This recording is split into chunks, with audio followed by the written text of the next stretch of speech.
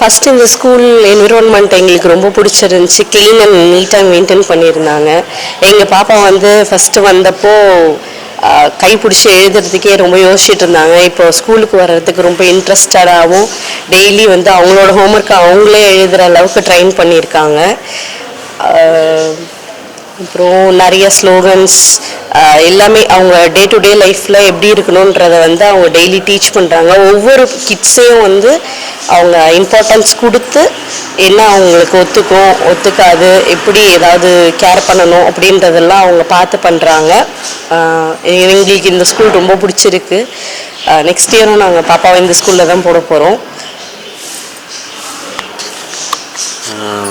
பாப்பா வந்து ப்ரீகேஜியில் வந்து எதுவுமே அந்த 1 2 3 ஏபிசிலாம் வந்து கற்றுக்கல. இங்கே வந்து தான் கற்றுக்கிட்டான்.